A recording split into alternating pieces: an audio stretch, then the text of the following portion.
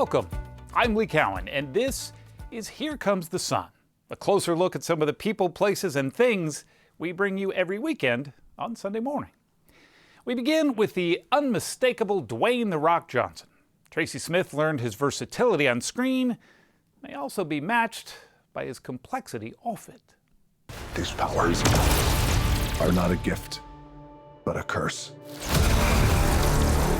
In the DC Comics universe, Black Adam is a prisoner turned violent demigod out for revenge. Do you consider him a villain?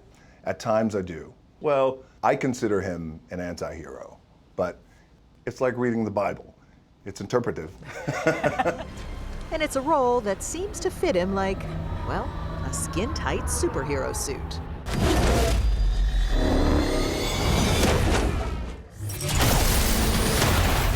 I kneel before no one. But it seems that Dwayne Johnson's real superpower just might be his humility. More exclusive excerpts from their conversation coming up a little later in the show. What's next? Well, what's next is, well, a few things. Is to continue to build these companies up. And everything touches everything. And whether it be film, television, digital, maybe music. There's a tease. There's a tease. But I love what I do, and I love all the other things that we're doing. And I think just continue to grow, because the more we can continue to grow all these companies, and in their small way, and maybe a little bit in their big way, it enhances people's lives. All the things that we're doing in that particular way. Freedom is the name of the town where our other story takes place. But as Martha Teichner learned, it's also a theme. To get a reservation here, you have to send in a postcard. This year, the restaurant received over 50,000. A lot of love here. Postcards are drawn at random to determine who gets in. The Lost Kitchen is staffed mainly by women, all Erin's friends, who don't need to talk as they work to music. A soundtrack for the happy ending to this story about second chances. There was a moment that I realized that I had to go through all of that to get exactly right here, and that is that beautiful and terrifying thing about life. That's all coming up right here on Here Comes the Sun. Just how does one begin to describe Dwayne "The Rock" Johnson? He's an actor, he's an entrepreneur, even a would-be presidential candidate, if you believe the whispers. Our Tracy Smith met up with him to see where that list of endless superlatives actually started. In show business, or really any business, they don't come much bigger than Dwayne Johnson.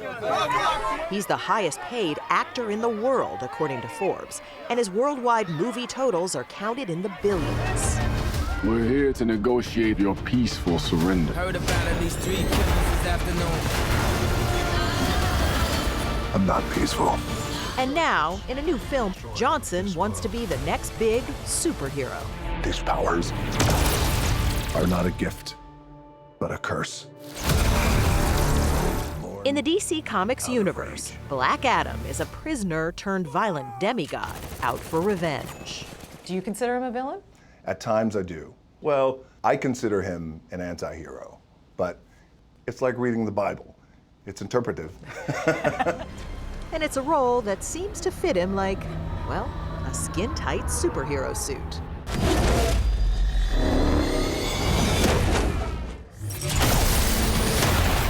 I kneel before no one. But it seems that Dwayne Johnson's real superpower just might be his humility. An only child, Johnson had the humblest of beginnings. His dad, Rocky Johnson, was a pro wrestler back in the days when road trips were long and money was tight. So you guys were nomads, basically. We were nomads. We had that life up until I was 16 years old. We lived on the road. And I'd spent a lot of my time growing up in the backseat of a car. He went to college on a football scholarship, but injuries and bad luck eventually sent him back home, defeated, with only $7 to his name. Years later, he'd name his production company $7 Productions as a reminder of where he started. But in the mid-90s, he turned to wrestling as a way to pull himself out of poverty. If Flex Cavana loses, he's out of the USWA. Oh, hey. Announcers need your wrestling name. You got one yet? On his autobiographical sitcom, Young Rock, Johnson recounts how he started wrestling at WMC-TV in Memphis under the name Flex Cavana. I'm working in Memphis, and man, it was a grind. 8 shows in 7 days, week after week. I got some Miller High Lifes. Let's celebrate. Nice. And how a friend named Downtown Bruno gave the broke future superstar a place to stay in his rundown trailer. It turns out the trailer park in Walls, Mississippi is still there. Bruno, come here, man. And so's his old friend, Bruno Lauer. Finally, The Rock has came back to Walls, Mississippi. Their old home was pretty much as they'd left it, too.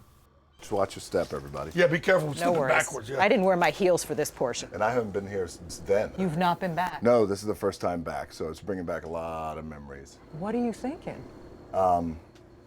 Tracy, I'm so grateful. Grateful to have a friend like Bruno. Grateful to have the opportunity that I had. And, you know, life is just so amazing. It can be, you know, just truly. Talk about amazing. Dwayne Johnson went on to be a huge success in the wrestling world as The Rock. In 2001, he made the jump to film, and after some early success, Hollywood tried to mold him into a typical leading man. They said, okay, great, but now here's what you have to do. You have to stop working out as much. You have to lose weight. You can't call yourself The Rock. You can't talk about wrestling. Let's stay away from all that. These are all the things they told you. Don't be this anymore. No, that's right. So I tried that, Tracy. I tried getting smaller, losing weight. It all felt wrong. And once you started being yourself, That was it. When that happened, a funny thing happened. Hollywood conformed around me. And years later, I'm sitting here with you. So, while he can bust up the big screen bad guys, he can also sing in an animated Disney feature. I know it's a lot, the hair, the bod, when you're staring at a demigod. And he can be funny, or at least try to be. You know, before this, I used to work in an orange juice factory, but I got canned. Couldn't concentrate. He also owns a wide array of businesses, among them Terramana Tequila, and it's no secret he likes to drink it as well as sell it. Enjoy your mom. But Dwayne Johnson says his favorite role is dad to his 3 daughters. His 2 younger girls are often seen on his Instagram page. so you really enjoy those tea parties? Tracy, I love them. And that's the kind of thing that seems to make the public love him all the more. In fact, he's been talked about seriously as a presidential candidate. A 2021 poll showed nearly half of voters would pick him for the White House. It's even something he and Tom Hanks joked about a few years back when Johnson hosted Saturday Night Live. That kind of sounds like you and me. I guess we gotta do it. Come on, drum it! Let's go! We're doing it! But when we asked, Dwayne Johnson told us that a run for the White House was not going to happen. Is running for president off the table now? It's off the table, yes. It is off the table. I will say this, because it requires the B side to this. I love our country and everyone in it. I also love being a daddy. And that's the most important thing to me, is being a daddy. Number one, especially during this time, this critical time in my daughter's lives, because I know what it was like to be on the road and be so busy that I was absent for a lot of years in my first daughter's growing up in these critical age at this critical time in her life. And that's what the presidency will do. So my number one priority is my daughters. Sure, CEO sounds great, but the number one thing I want to be is daddy. That's it. Heroes don't kill people. Well, I do. So sure, he can play a hulking superhero, no problem. But in real life, the only thing bigger than Dwayne Johnson's muscles, other than his ambition, just might be his heart. If Black Adam is fueled by rage, today, what are you fueled by? Oh, that's a good question. You've been saving that one. That's good. If Black Adam is fueled by rage, I am fueled by passion. I'm fueled by passion. I run to everything I do. Yeah, especially my daughters. So I would say that. I'm fueled by passion and tequila.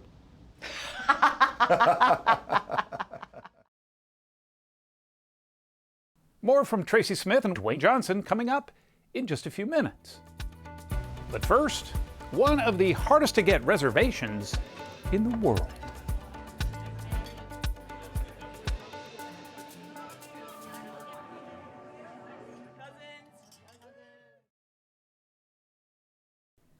Her restaurant is called the Lost Kitchen, a metaphor, perhaps, for a chef who spent a long time finding herself.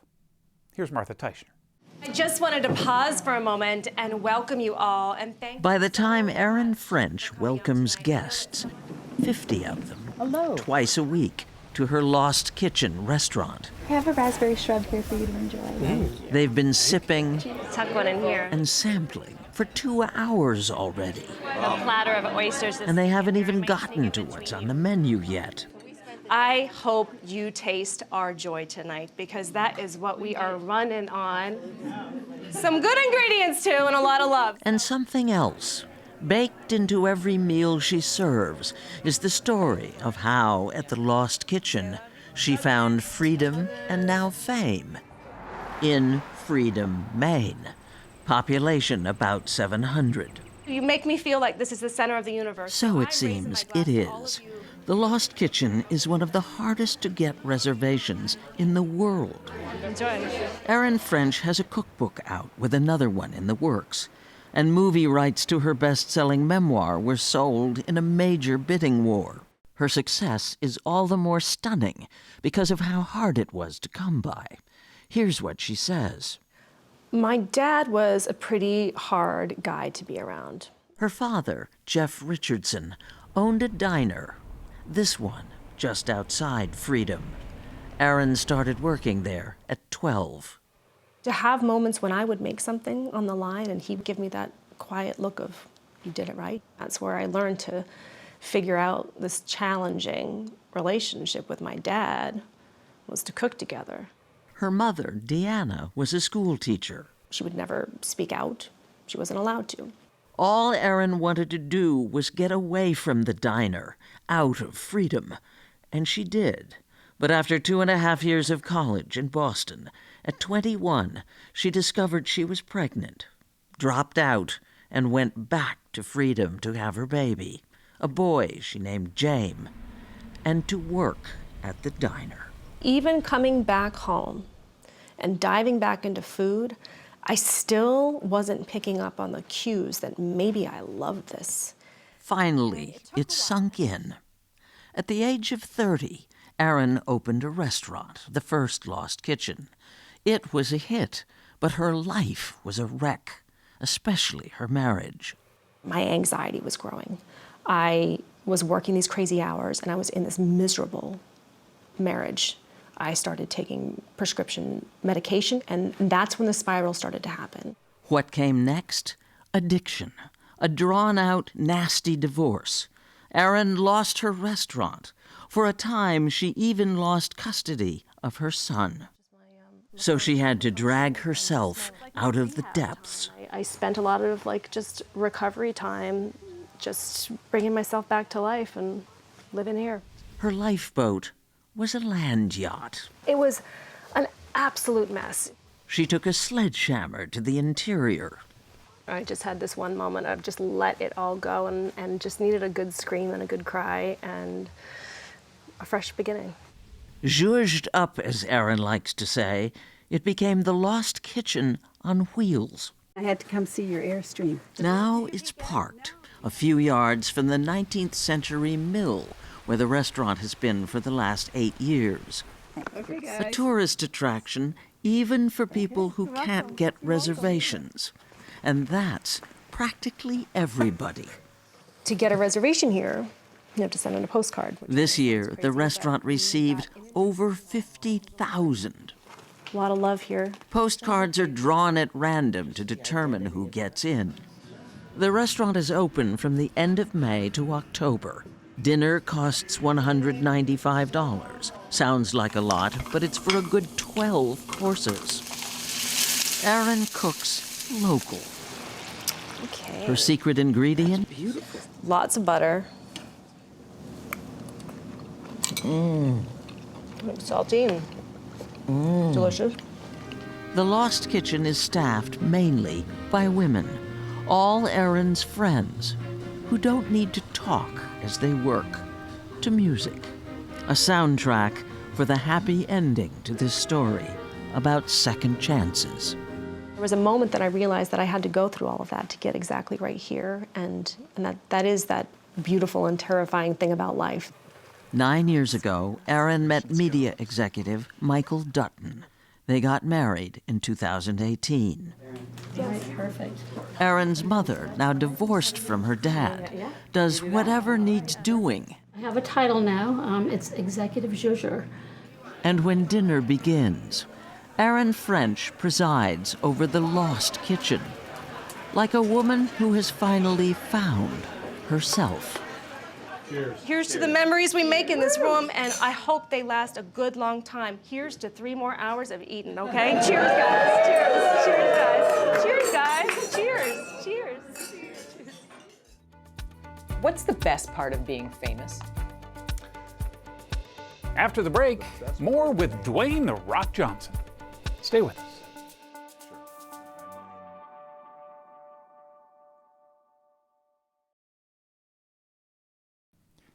Welcome back. As promised, here's more from Tracy Smith and Dwayne Johnson. What do you see when you look at your girls? I see love. When I see my girls, I see love, especially my young ones. With my older daughter, in a way, we grew up together. I had her when I was 29, and I was still trying to figure my life out and what it is. I was on the road. I was doing everything that I could possibly do to be the best dad that I could be. But I was on the road and I was gone. And that schedule of wrestling is 275 dates a year on the road, different city every night. It was hard. It's hard on a relationship. It's hard on a marriage. And it's hard if you're a parent and you got a baby and you got young ones. So we kind of grew up together. But with my young ones, now I have them years later. I have a little bit of experience underneath my belt. I think my emotional toolkit is a little bit more sharp than it was. So with my little ones, I see love. All my daughters, I see potential. And it's really, when I look at my girls, and I'm a proud girl dad, I just see really the beauty and the grace of God and just the good Lord and this universe blessing me. You have granted tons of wishes. What's the best part of being famous? The best part of fame is making people feel good. What do you mean by that? Sure. When people see you, they have a variety of reactions. They are in shock. They can't speak. This is set up, by the way, to make me sound. Here's what happens when people see me, okay? Let me clue you in. But I've actually seen the videos, so you're actually right. I know it sounds like a humble brag, but it's true. There's a lot of emotions that happen. So in this moment, I have an opportunity to do one of two things. Either say, oh, hey, good to see you. Hey, can I have a pic? No, I'm so sorry. I'm sorry, so sorry. And you walk away. Or, absolutely, what's your name? Sure, let me see the phone. I got long arms, we'll get a good selfie. Wipe your tears away. I just do that all the time. It's all right, take a moment. So anyway, that's the best part of fame, is just making other people feel good and doing, because it's truly the easiest part of my job. And I've had this philosophical talk with a handful of my friends who I trust, who are very famous, who have certain parameters, and I understand those parameters. Mine are a little bit more stretched out because you have an opportunity here, and it's the easiest part of my job is to take a picture or just say hello. You own a football league. You have a sports drink, a clothing and shoe line, tequila company. You are in Shampoo movies, you have a company. TV show, shampoo company. Aren't This you is where tired? the jokes get bad. Yeah. Don't you get tired? As he drinks the energy drink. As I drink, yes. No, see? Sure, yeah, I'm always just fatigued and tired, I think, just, being a parent. But I've reached a point in my life where anything that I want to do, and if I feel like it really gets me out of bed, and if I feel like it's the thing that gets me out of bed and I run to it, then I do it. I've reached a point in my life now, if I do something and I enter a new venture, I have the resources to make sure I surround myself with people who are a lot smarter than me at what they do, so I can put them in place. And I do really good, Tracy, at going, yes, yes, no, no, yes, no, maybe I'll get back to you. And then they all go to work. What's next? Well, what's next is, a few things. Is to continue to build these companies up. And everything touches everything. And whether it be film, television, digital, maybe music. There's a tease. There's a tease. But I love what I do, and I love all the other things that we're doing. And I think just continue to grow, because the more we can continue to grow all these companies, and in their small way, and maybe a little bit in their big way, it enhances people's lives. All the things that we're doing in that particular way. So it all goes back to that, making people feel good, making their lives better, which is something you learned in the ring. Give the audience a good time, make them feel good. Yes, and I learned that right here in Tennessee. And I learned that right here at Channel 5. And I learned that at the flea market here in Memphis. And I learned that in the state fairgrounds. And I learned that in the wrestling in parking lots at used car dealerships. What I learned was always send the people home happy. Always take care of them. The tickets were $5, $3. During intermission, I would go out to what's called the gimmick table, and I would sell Polaroids of myself and a fan for $5. It's like, you happy with it? They're like, happy. Send them home happy. So even at that small scale, small level, it's this idea that you always take care of the people, always send them home happy, always create something that they're going to enjoy and that will enhance their lives, make it better, that they're going to take with them. I'm Lee Cowan. Thanks for joining us. We'll see you here next time on Here Comes the Sun.